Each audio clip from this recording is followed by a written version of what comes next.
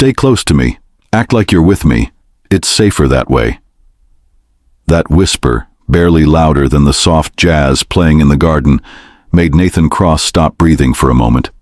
He turned toward the voice and saw her, a young black waitress, about 20 years old, holding a tray of champagne glasses like she had done it her whole life. Her name was Jane Lewis. In that moment, she didn't just save him, she saved herself too. Nathan wasn't supposed to be there. He was a billionaire CEO who liked to keep his life private. He had come quietly to the Montrose family wedding, hoping to sit in the back without anyone noticing him. The wedding was in Savannah, Georgia, where Spanish moss hung from trees like secrets. But news about famous people spreads fast. By the time they served dessert, half the people at the wedding had their phones out, pointing them at him.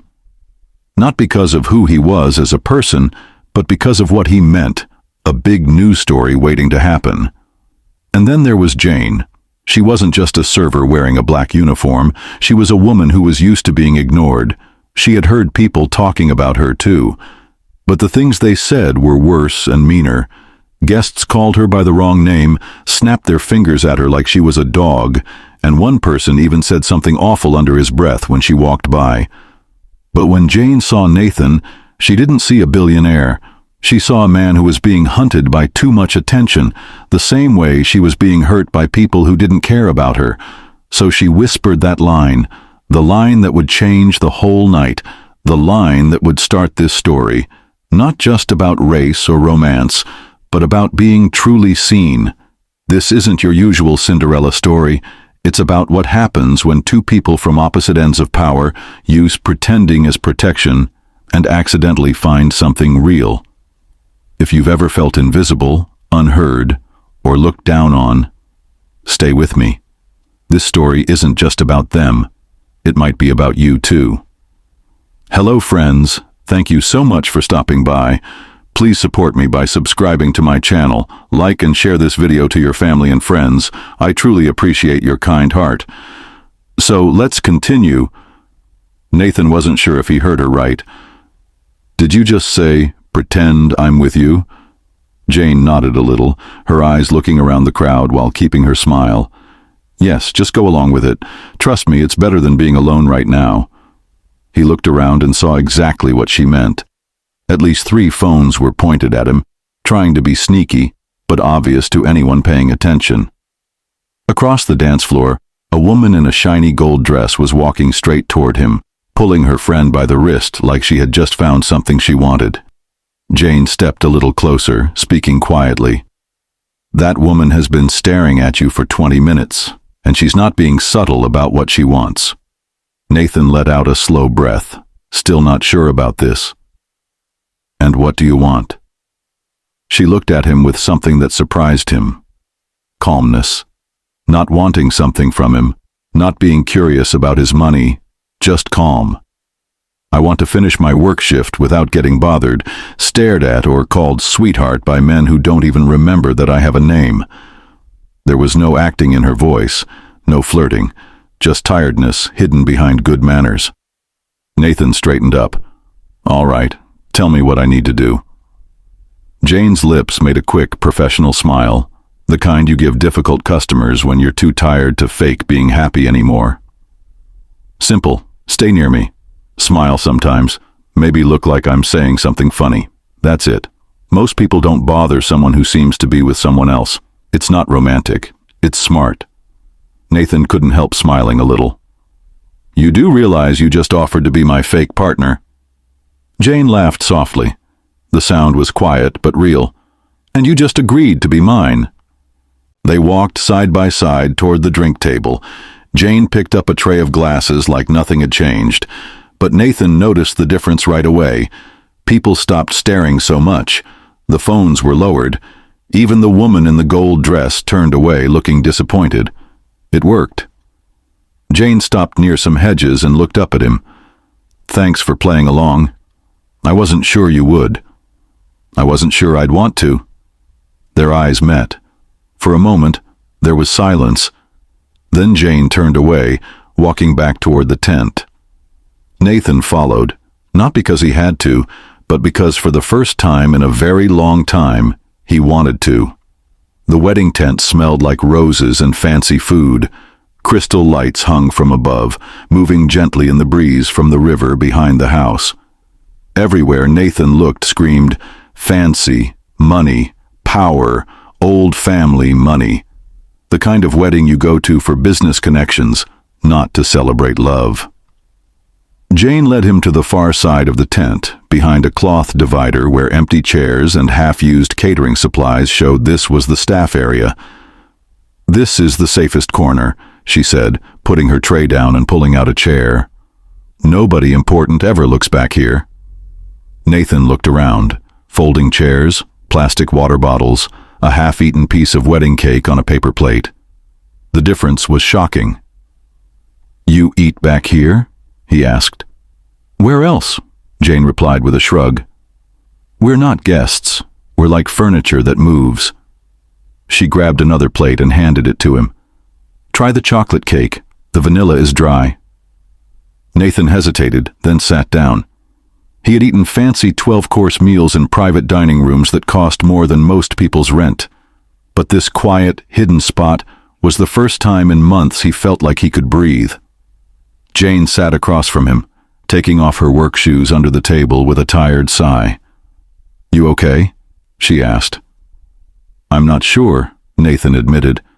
"I think I just got demoted." Jane smiled, but there was no humor in her eyes. "Welcome to our world." Before he could reply, a voice called out from across the divider.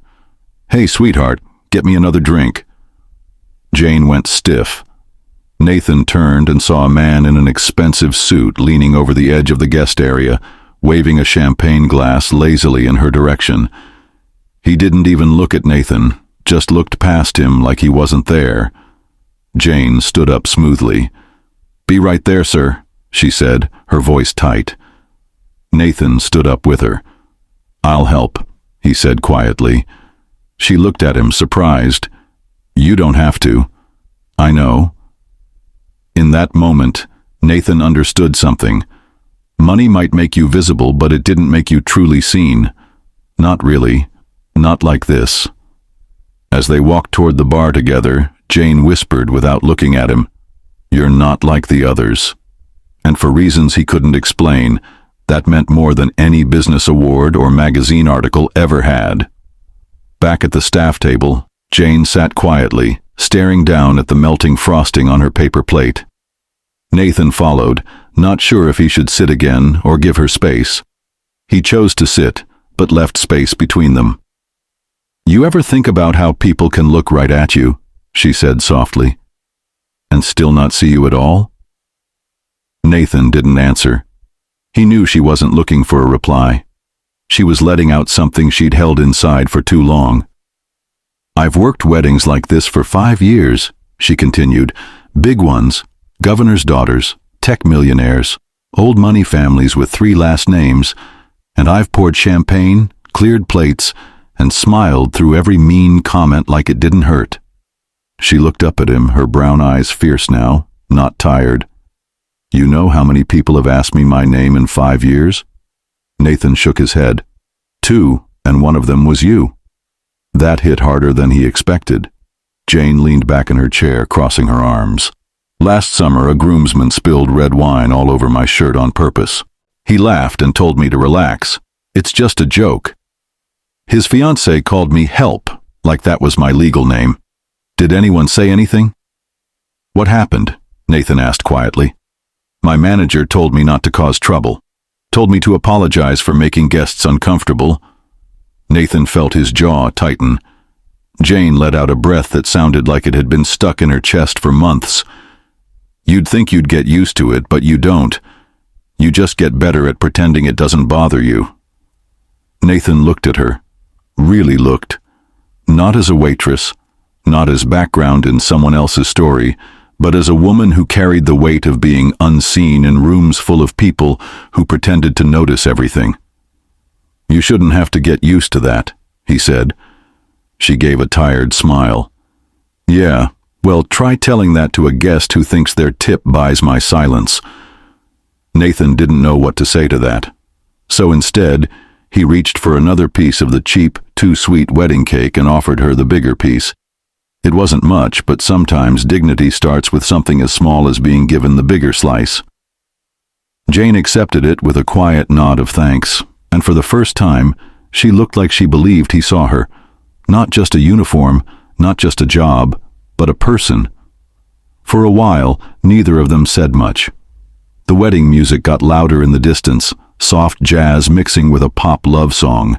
People were laughing, clinking glasses, taking photos under string lights that sparkled like stars. It all felt far away, like a different planet. One Nathan used to live on. He cleared his throat. "You know what's funny," he said, almost to himself. "The richer you get, the lonelier it becomes." Jane looked at him sideways. "That's your big complaint? Rich people problems?" He almost laughed, but there was no humor in it. "No, it's not a complaint. It's just the truth." She waited. "There was a woman," he said slowly. "We were together for 8 months. I thought we were happy. I thought she loved me." Jane didn't interrupt. Nathan took a deep breath, looking at the empty water bottle in front of him. "Then she sold our story to a magazine. Every detail, every private moment we ever had. Her name, her face, and mine spread across headlines like we were characters in a TV show." Jane's face softened. "She told them everything," Nathan continued. "How I sleep with a sound machine on. How I text work articles at 2 a.m. How I once cried in my car after firing someone." Jane leaned forward. "And they printed that?" "They printed all of it. Made me look pathetic, weak, like I wasn't even allowed to be human." Jane let out a slow breath. "Damn." Nathan smiled slightly. "Yeah, damn." There was a pause before she asked, "And now?" "Now I don't trust people. I keep conversations short. I keep walls up. I tell myself I'm better off alone because at least when I'm alone, nobody gets to use my feelings against me." Jane nodded. "I get that." He looked at her. "Do you?" "Yeah," she said. "But I don't get the luxury of building walls. I'm a black woman in the service industry. If I shut down, I don't get to keep my job. I don't get to protect myself and keep my income." Her voice stayed steady, but Nathan felt the weight behind her words. "So, I smile, I nod. I make people feel safe around me, even when they make me feel invisible." He looked down, feeling ashamed. "You got burned," Jane added. "I'm sorry for that. But don't forget, some of us are just trying to get close enough to be seen at all." Nathan stared at her, and for the first time he realized something painful. His scars were real, but so was his privilege. They had just finished clearing their plates when it happened. From the edge of the tent, a sharp voice cut through the air. "Well, would you look at that? The help's got herself a billionaire." Jane froze. Nathan turned toward the voice. A tall woman in a backless gold dress stood with her arms crossed, chin up, eyes full of contempt. Her name was Vivian Harrington. He recognized her immediately, daughter of a board member, old money, raised on the idea that people had places, and hers was always above everyone else's. "I didn't know table service came with personal upgrades," Vivian added with a mean smile. Her voice was loud enough to make people turn and look. Or maybe he just likes a little charity on the side. A few people laughed. The sound hit Jane like a slap. Nathan stood up fast, his chair scraping back against the floor. "You're out of line." Vivian raised an eyebrow. "Relax, Nathan. I'm just making an observation." "No," he said sharply. "You're making a scene and showing exactly what kind of person you are." Jane's eyes moved between them. She looked like she wanted to disappear, like all the dignity she had built was crumbling in an instant. Her jaw was tight, but she said nothing. "I don't know what kind of world you think we live in," Nathan continued, his voice steady, controlled, deadly calm. "But in mine, people don't get to put others down because they're uncomfortable with someone's skin color or job." Vivian scoffed. "So it's true then. You're slumming it." Nathan stepped closer. "Let me be clear. If I were dating Jane, which frankly is none of your business, I'd be lucky. The tent fell quiet. Even the music felt muted. Vivian's face turned red, her lips making a bitter smile. Careful, Nathan. You're starting to sound emotional. Not a good look for someone with your reputation. Then maybe it's time I stopped caring about the look. Jane stood slowly, pushing her chair back with grace, even as her hands shook. "Excuse me," she said to no one in particular. Then she turned and walked away. Nathan didn't follow her. Not yet. He watched her disappear into the night, knowing he had just crossed a line he could never uncross. But some lines were meant to be crossed, especially the ones built to keep people in their place. Nathan found her behind the catering tent where the air smelled like cooling food and wet grass. The night had gotten quiet. Only the sound of wind through the tall magnolia trees filled the space between them. Jane stood with her back to him, arms wrapped around herself, looking up at the stars like she was trying to breathe through something heavy.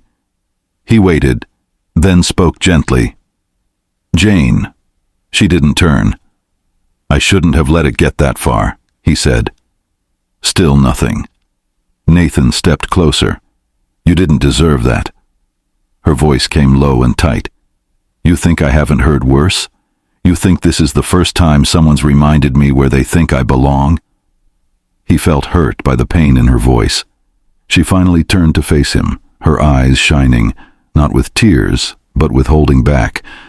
"You thought standing up for me would fix something, but all it did was make it worse.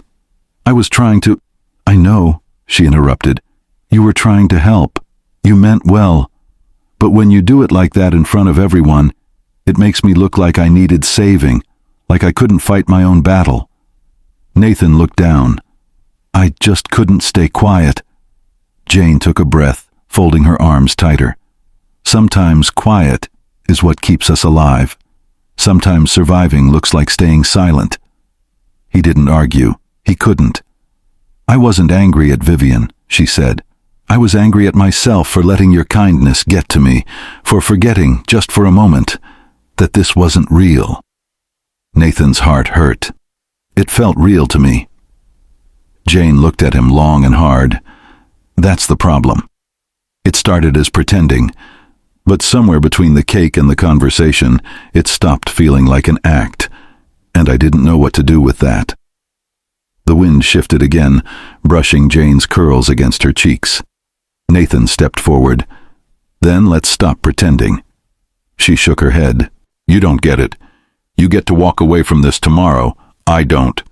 I still have to live in this world that people like Vivian run. I don't want to walk away." Jane studied him, searching for truth in his face. "Then stop showing up like a hero," she said quietly, "and start showing up like a man who's willing to stay when it's uncomfortable." Nathan nodded. In that moment he knew this wasn't about fixing her pain. It was about understanding it and choosing to stay anyway. They didn't plan to kiss. It just happened. After everything, the insults, the tension, the quiet storm of honesty under that dark Georgia sky, Nathan had started to turn away, not sure what to do next. But Jane caught his hand. In that small, hesitant moment of touch, something changed. She didn't say anything. Neither did he, but their eyes held longer than they should have. The wind lifted a piece of her hair, brushing it across his cheek like a silent invitation. Then, slowly, as if they both needed permission from the universe, they leaned in. It wasn't desperate. It wasn't perfect. It was real. A kiss born not from romance, but from recognition, from two people who had seen each other's shadows and didn't look away. But what should have been a private moment wasn't. 20 feet away behind the hedge, a guest with too much champagne and too much time raised their phone. The camera sound was barely heard over the music, but loud enough to cut the night in two. Jane pulled back, catching her breath. Nathan saw it too, the glow of the screen, the satisfied smirk. Before he could react, the guest was already walking quickly back toward the tent, typing furiously on their phone. Jane stepped away from him, her face becoming unreadable. "They got it, didn't they?" she said softly. Nathan nodded. "Yeah." "Then it starts," she whispered. By morning, the photo was everywhere, on blogs, on Twitter, in comments under business posts that had nothing to do with love or race or class, but were now flooded with debates and insults. Some called it beautiful, brave, proof that love doesn't care about wealth or color. Others were cruel and predictable. Gold digger, publicity stunt, classic power move. Jane didn't post anything. She didn't explain. She just deleted her social media completely and stopped answering her phone. Nathan wanted to make a public statement to protect her, to take control of the story, but she sent him a message that stopped him cold. "Please don't. Let this die quietly. I don't want to be a headline. I just wanted to matter to someone." That broke him more than any headline ever could. He'd spent years hiding from cameras, but Jane, she'd spent years never being seen. And now, when the world finally noticed her, it wasn't for the right reasons. The message came on a Monday morning. Short, polite, final. "Nathan, I appreciate everything you tried to do, but this isn't the life I want or the fight I can afford. Please respect my silence." That was it. No phone call, no in-person goodbye. Just a few words that carried more weight than any boardroom decision Nathan had ever made. He stared at the screen for a long time, reading each line over and over, hoping for some hidden meaning that wasn't there. But Jane had said exactly what she meant. She was done, and he couldn't blame her. The photo of their kiss had spread faster than wildfire. While Nathan had the privilege of lawyers, media teams, and a public image built on power, Jane had none of that. Just her name, her face, and a job she no longer felt safe going back to. She quit 2 days after the wedding, left the catering company without leaving a forwarding address, deleted her online presence, disappeared from the world as if she'd never existed in it. Nathan called, texted, emailed. Nothing came back. The only thing left behind was the memory of that night, of the way she'd looked at him under the stars. Not like a billionaire, not like a scandal, but like a man who might have meant something more. Now she was gone, and the silence she left behind was louder than anything he'd ever heard.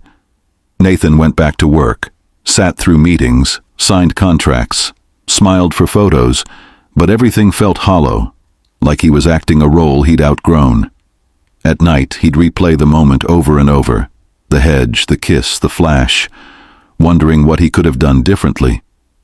Should he have protected her better? Should he have told the world to back off? Or should he have never leaned in at all? The questions ate at him. But what hurt most was knowing that for the first time in years, he'd found someone who saw the man behind the money, and he'd lost her to the very spotlight he tried so hard to avoid. It wasn't loud. It wasn't dramatic. There were no screaming matches, no accusations, no closure. Just a woman who had finally had enough of being used, misunderstood, and exposed, and a man who now understood what it meant to lose something real. Not with a bang, but with a whisper. 3 months passed. The world moved on like it always does. The photo faded from the trending pages, replaced by newer scandals, newer faces, newer distractions. But Nathan hadn't moved on. Not really. He still checked the staff list for every event he attended, still looked at every catering uniform in every ballroom, still carried her silence like a stone in his chest. And then, one night in late October, he saw her again. It was a charity event for a local education nonprofit. Small by his usual standards, held in a renovated warehouse near the river with brick walls, soft lighting, and a string quartet playing near the stage. Nathan had been invited as a donor. He almost didn't come. But as he walked in, adjusting his cufflinks, his eyes landed on a woman across the room in a simple black dress, hair pulled back, clipboard in hand. Jane. She wasn't serving drinks. She wasn't clearing plates. She was organizing. He froze, watching her from a distance as she directed vendors, checked lighting, and spoke with a grace that hadn't changed. But now it carried something new.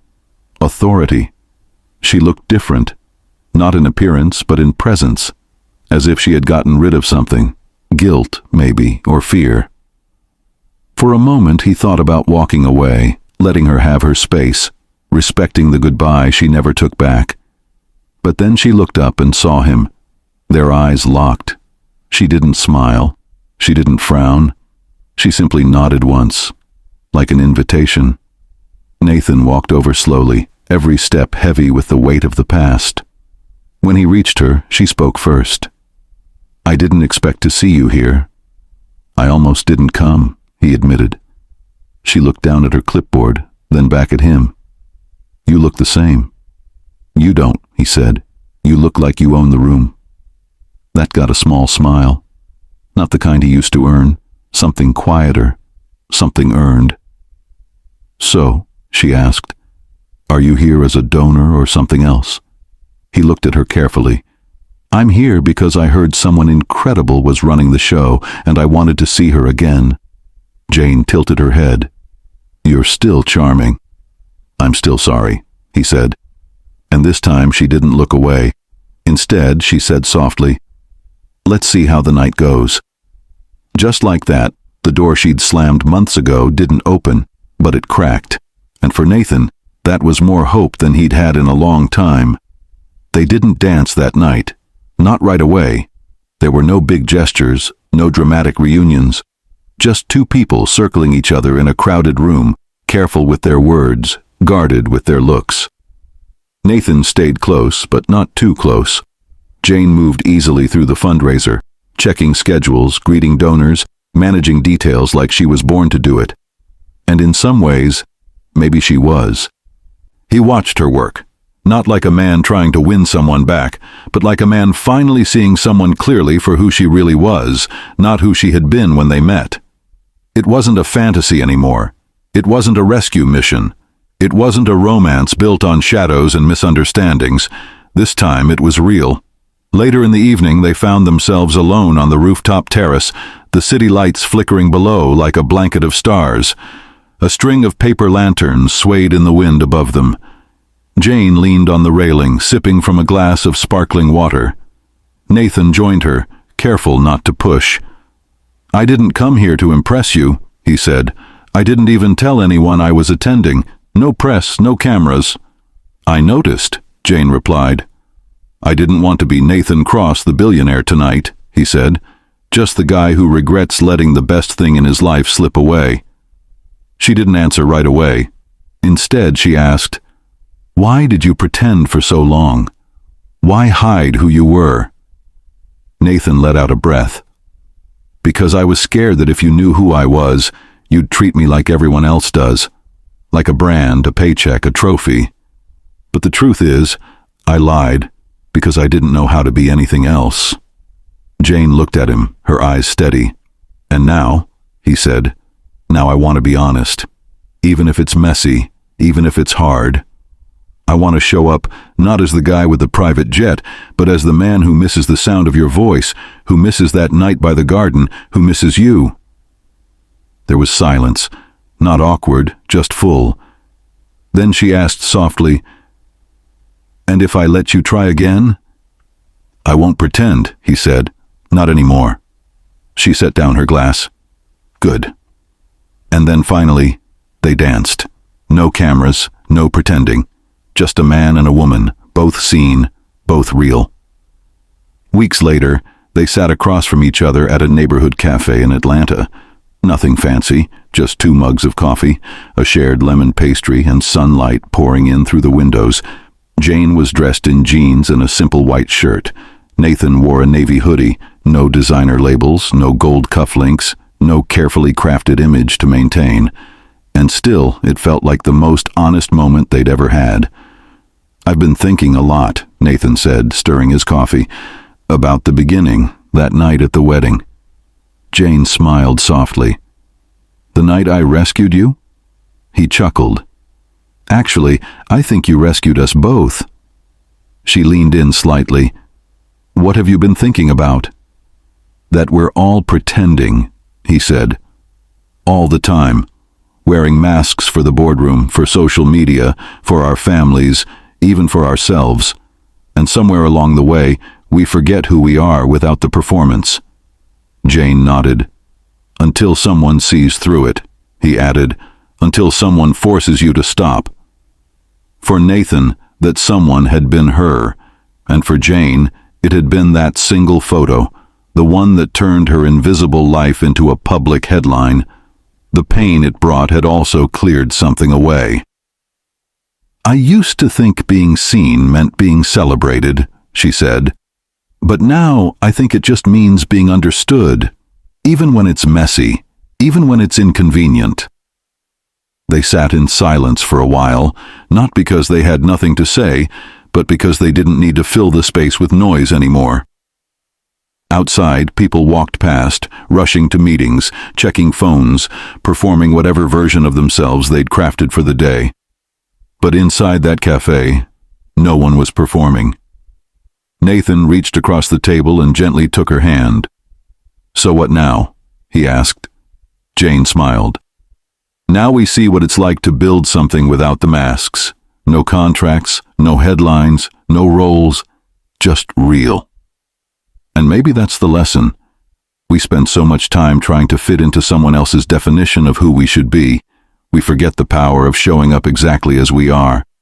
So if you've ever felt like you've been playing a part just to survive, just to be accepted, maybe today is the day you stop.